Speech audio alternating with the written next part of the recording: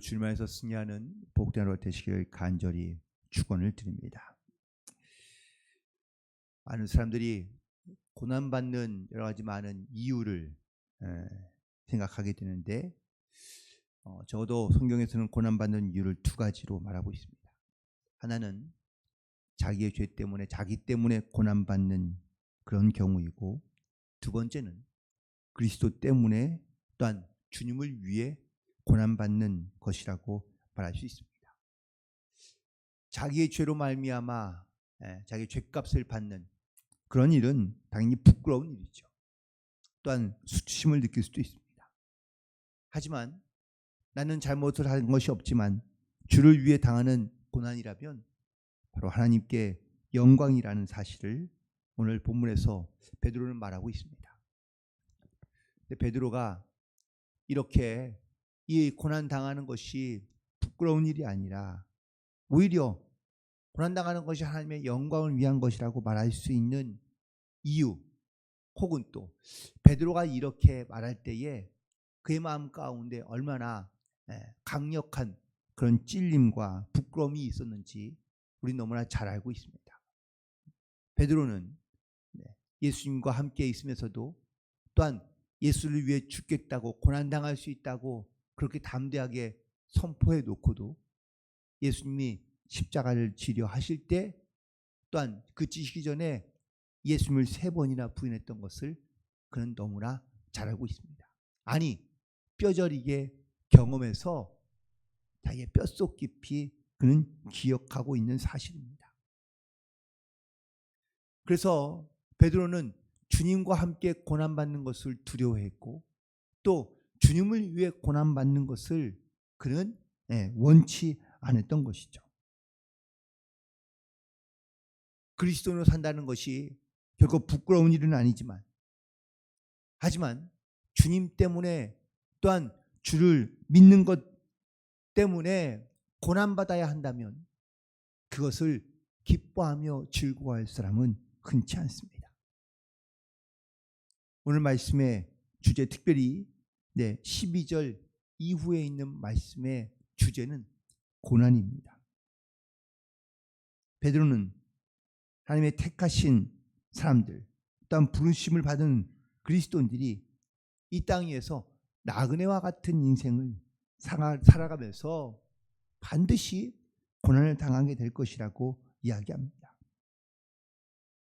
그러면서 이 고난이 왜 우리에게, 그리스도인들에게, 믿는 자들에게 필연적인 것인지, 그 고난을 맞이하는 자세, 또 그 고난의 본질과, 그리고 마지막으로 그 마지막 하나님의 심판 때에 우리의 자세가 무엇인지를 오늘 본문에서 말씀해 주고 있는데요. 먼저 우리 그리스도인이 당하는 이 고난에 대하여 우리가 어떻게 받아들이면 좋을지, 어떻게 맞이하면 좋을지, 먼저 첫 번째 있는 말씀은 12절부터 13절까지에 있는 말씀 가운데 베드로가 말하고 있습니다. 우리 그리스도인들에게 우리의 인생길 가운데 그냥 꽃길만 걷게 될 거다라고 생각하는 사람은 아무도 없습니다. 특별히 믿는 자들에게 우리를 연단하려고 오는 불시험이 있는데, 이 시험을 이상한 일 당하는 것 같이 이상히 여기지 말라라고 말씀하고 있습니다. 우리가 말씀을 통해 들어도 알고 있지만 시험은요, 우리를 연단시키는 하나님의 도구인 줄로 믿습니다.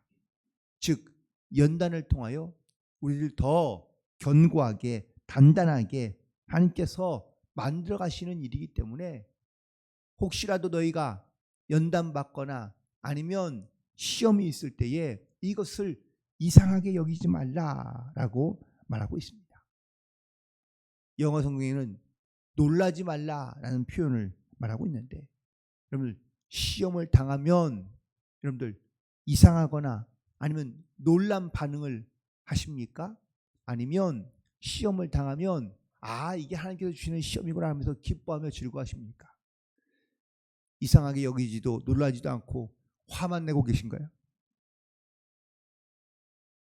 우리가 특별히 오늘 말씀 가운데 보니까 연단하게 오는 불시험을 이상하게 여기지 말라라고 말하고 있습니다. 여기서 말하는 이 불시험은 호된 시험을 의미하고 있는 겁니다. 맞습니다. 우리가 그리스도로 살려 하면 세상 가운데 혹은 또 사람들과의 관계 속에서 호되게 오는 시험들, 조금이 아닌 고통스러운 그런 시험을 우리가 겪는 경우가 종종 있습니다. 고난이란 이렇게 짧게 치르는 바늘의 고통처럼 짧은 고통도 있을 수 있겠지만 정말 살을 에이는 것 같은 정말 고통스러운 그런 시험도 우리 가운데 있기 때문입니다. 시험은 결코 유쾌한 일이 아닙니다.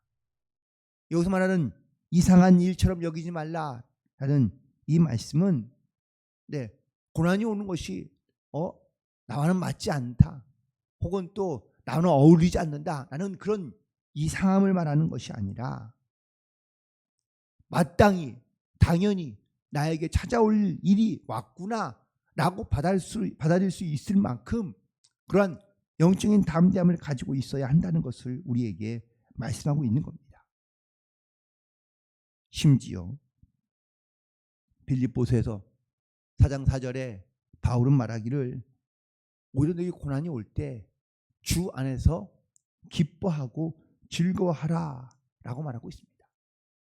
여기서 말하는 기쁨과 즐거움은 그냥 내가 마냥 좋은 일, 마냥 내가 행복한 일로 내가 이 시험과 연단을 받아들이는 것이 아니라 주님 안에 있는, 또한 주님 뜻대로 살려 하면 이런 고난들이 있다는 것을 마땅하게 여길 줄 알아야 한다는 것을 의미하고 있는 겁니다.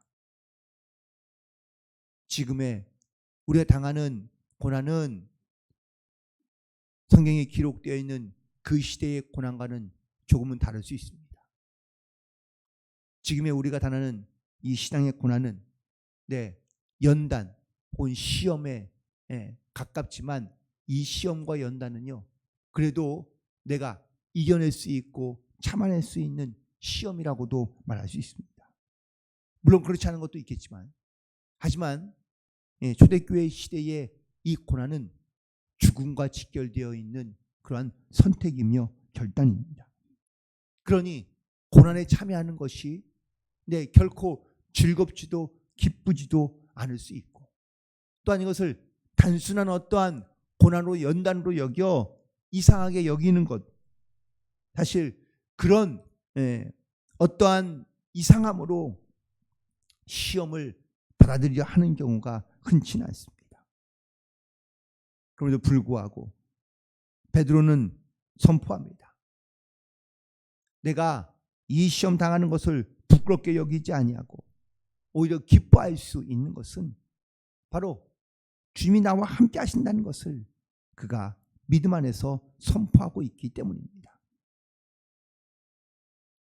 자기의 것을 자랑하기 위하여, 또한 나의 신앙을 자랑하기, 믿음을 자랑하기 위하여 말함이 아니라 이 시험을 통하여 하나님께서 우리를 어떻게 이끌어 가시고, 또한 어떻게 우리 안에서 역사하실지를 바라보는 온전한 믿음을 가지고 나아갈 것을 다시 한번 초대교회에 있는 교인들에게 선포하고 있는 것을 보게 됩니다. 자, 그렇다면 고난의 본질은 무엇일까? 왜 우리가 그러면 이 고난 속에서 우리가 살아가야 하면서도 왜 우리는 기뻐하며 즐거워할 수 있고 왜 우리는 감사할 수 있을까? 그 이유가 14절 15절에 있는 말씀 가운데 있는데, 먼저 14절에 있는 말씀에 보면 너희가 그리스도의 이름으로 치욕을 당하면 복이 있는 자로다. 영광의 영 곧 하나님의 영이 너희 위에 계시기 때문이라고 말하고 있습니다.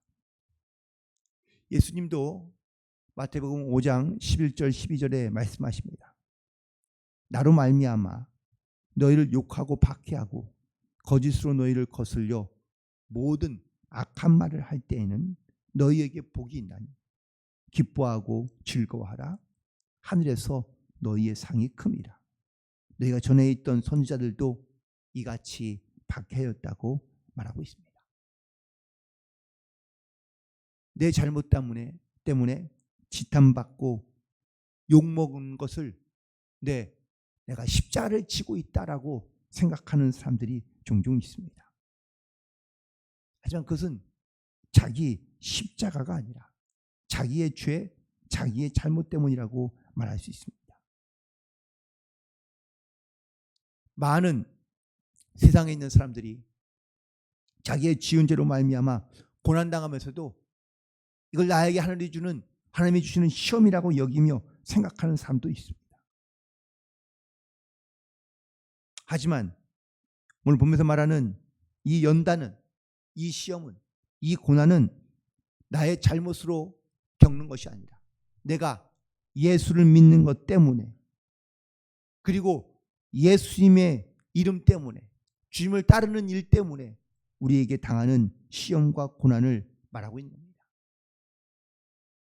이런 그리스도의 이름으로 이런 부끄러움과 혹은 또 고난을 당하면 오히려 복이 있는 자다라고 말하는데, 그 이유는 바로 하나님의 영이 우리 가운데 함께 하시기 때문이라고 말씀하고 있습니다. 당시 소아시아 북부 지역에 살고 있던 그리스도는, 소아시아 북부라면 주로 고린도 아니면 그리스 지역을 의미하고 있는데, 우리의 지금 당하는 고난과는 비교할 수 없을 정도로 엄청난 고난을 당하고 있었다라는 사실이죠. 이 고난으로 말미암아 많은 사람들이 배교합니다.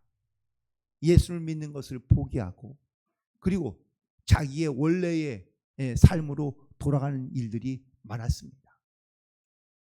로마의 핍박도 더 거세지자 더욱더 많은 믿는 사람들이 자기 옛날 모습으로 예수 믿는 것을 포기하고, 그리고 신앙을 버리고, 그리고 과거로 돌아가는 일들이 많았다는 겁니다. 이 고난의 본질을 알지 못하니, 그러니 고난받는 것을 즐거워하며 기뻐할 사람이 없기 때문입니다. 오히려 예수님의 이름으로 고난을 당하면 오히려 우리에게 복이 있고, 또한 하나님의 영광이 우리 가운데 나타날 것인데, 그것을 믿지 못하고, 또한 인내하지 못하고, 또한 영 안에 열려 그것을 바라보지 못하기 때문에 결국은 예수를 믿는 것을 포기하고 돌아가는 사람들이 많았기 때문입니다. 특별히 오늘 본문에 있는 말씀 7절을 보니까 이 고난에 대한 우리의 근본적인 마음의 생각 가운데 베드로는 이렇게 말하고 있습니다. 만물의 마지막 때가 가까이 왔으니 그러므로 너희는 정신을 차리고 근신하여 기도하라. 이것이 이 고난과 마지막 때를 살아가는 성도의 모습, 또한 믿는 자의 모습이 되어야 될 줄로 믿습니다. 하나님의 뜻대로 우리가 정말 주님의 말씀대로 살기 위하여 이 때가 어느 때인지를 우리가 정신 차리고, 또한 이때에 우리가 어떻게 해야 할 바를 찾아 우리가 주님 앞에 기도함으로 나아갈 수 있어야 될 줄로 믿습니다. 그리고 마지막으로 이 고난을 대하는 성도들의 마지막 기본적인 자세는 17절부터 19절까지의 있는 말씀 가운데 등장하고 있는데, 마지막 절에 보니까 하나님의 뜻대로 고난을 받는 자들은 선을 행하시는 가운데 그 영혼을 미쁘신 창조주께 의탁하라라고 말하고 있습니다. 우리가 고난을 받으려 한다면, 또한 고난 가운데 있다면, 이것이 주님의 뜻 가운데 우리 가운데 주시는 고난인 것을 우리가 깨닫는다면, 우리는 이 일을 통하여 우리가 주님 앞에 원망과 아니면 불평으로 나아가기보다 하나님의 선하신 뜻을 따라 그 뜻대로 하는 고난받는, 그래서 그 모든 일들이 합력하여 선을 이루게 되는 주님의 귀한 은혜와 역사를 선포하는 삶을 살아가는 우리 모두가 되기를 간절히 소망합니다. 특별히 마지막 때에 대한 영적인 우리의 준비가 우리가 되어 있어야 될 줄로 믿습니다. 베드로도 오늘 보면 7절에 만물의 마지막 때가 가까이 왔다고 말하고 있는데, 이것이 바로 우리가 이 고난을 대하는 영적인 자세이며 또한 근본적인 자세인 것이죠. 우리는 누구나 다 마지막 때를 살아가고 있습니다. 언제 어떻게 우리의 때의 마지막이 다가올지 우리는 알 수 없기 때문입니다. 심지어 베드로도 자기가 살고 있는 때를 마지막 때로 여기며 말하고 있습니다. 그런데 벌써 2000년이 지났지만 아직 그 마지막 때에 마지막 때가 우리 가운데 이르지 않은 것은 우리도 여전히 마지막 때를 살고 있다는 사실을 기억해야 될 줄로 믿습니다. 주님의 날은 하루가 천년 같고 또한 천년이 하루 같다는 말씀을 우리는 기억합니다. 세상이 언제 끝날지가 우리의 관심사가 아니라 우리가 그 마지막 때를 살고 있다는 것을 우리가 반드시 깨닫고, 그리고 그때 깨어있어 근신하며 기도함으로 하나님의 뜻대로 하는 삶으로 살아가다가 주님 때문에 고난받는다면 이것이 바로 하나님의 귀한 영광의 나타나심을 기억하고, 그리고 끊임없이 우리가 주님의 말씀과 주님의 또한 부르심 가운데 순종함으로 나아갈 수 있는 저와 여러분 되기를 간절히 소망합니다. 하나님은 결코 실수가 없는 분인 줄로 믿습니다. 우리 하나님의 계획 안에 섭리 안에 모든 일이 일어나고 있다는 사실을 우리가 믿는다면 우리는 어떠한 상황 속에서도 하나님을 바라보며 선을 행하는 삶으로 우리는 하나님께 우리의 모든 삶을 맡기고 의지함으로 나아갈 수 있는 영적인 결단 가운데 나아가야 될 줄로 믿습니다. 고난을 받되 고난을 하나님의 뜻으로 알고, 그리고 그 하나님의 뜻을 행하여 우리를 향한 하나님의 부르심과 택하심과 역사하심을 우리의 믿음의 입술의 고백과 삶을 통하여 선포하며 증거하며 이 고난이 무엇을 위한 것인지 혹은 누구를 위한 것인지, 또한 이 고난의 본질이 무엇인지, 또한 이 고난을 통하여 우리는 어떻게 나아가야 될지를 반드시 결단하고 오늘도 믿음 안의 말씀 안에 승리하는 그런 복된 성도들이 되기를 주님의 이름으로 간절히 축원을 드립니다. 기도하시겠습니다.